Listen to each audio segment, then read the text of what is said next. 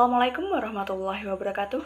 Selamat siang pemirsa, berjumpa kembali di Daily News bersama dengan saya, Tiara Novia Lailil Muna, NIM 200503647, mahasiswa dari Prodi S1 Perbankan Syariah, Fakultas Ekonomi dan Bisnis Islam UIN Wali Songo Semarang.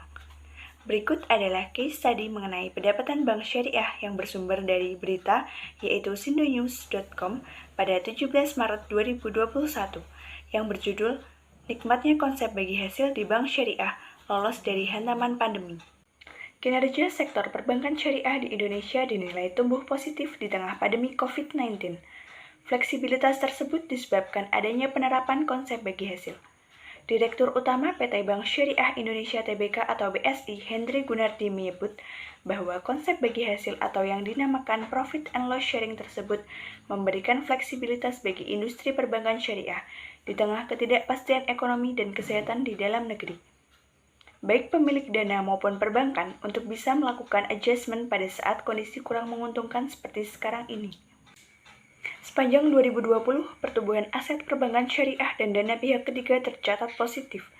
Aset tumbuh double digit sebesar 13,11%, dana pihak ketiga atau DPK tumbuh 11,88%, sementara di sektor pembiayaan naik 8,08%. Meski begitu, penetrasi industri perbankan syariah di Indonesia masih tercatat rendah jika dibandingkan dengan negara-negara muslim seperti Turki, Yordania, dan Malaysia.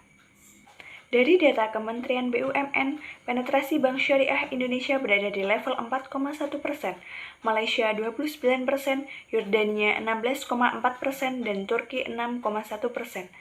Rendahnya penetrasi syariah inilah menjadi salah satu alasan Menteri BUMN yaitu Erick Thohir melakukan merger 3 bank syariah BUMN. Langkah tersebut dibarengi dengan proyeksi bahwa Bank Syariah Indonesia atau BSI akan mampu menempati posisi terbaik sebagai bank syariah di tingkat global. Proyeksi itu pun seiring dengan potensi pengembangan modal bank syariah BUMN yang mencapai 225 triliun rupiah. Hasil merger tersebut diharapkan dapat membuktikan sebagai negara mayoritas muslim mempunyai bank syariah kuat secara fundamental. Ini menjadi nilai kompetitif sehingga bisa bersaing dengan bank lain. Perbankan syariah di masa pandemi COVID-19 tetap mencatatkan kinerja yang baik. Kinerja bank syariah ini terlihat dari indikator kenaikan laba bersih, keuntungan atau margin, dana pihak ketiga atau DPK, hingga catatan pembiayaan bermasalah dan rasio kecukupan modal. Terdapat beberapa sebab atas baiknya kinerja perbankan syariah walaupun di masa pandemi seperti sekarang ini. Yang pertama, transformasi kelayanan digital mendorong makin efisiensinya bank-bank syariah. Yang kedua, tepatnya penyaluran pembiayaan kepada sektor-sektor produktif.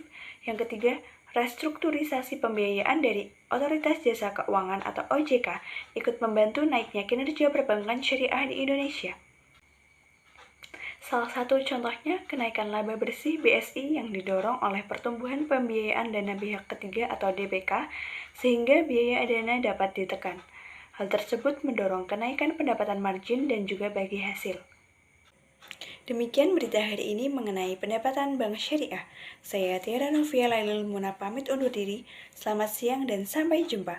Wassalamualaikum warahmatullahi wabarakatuh.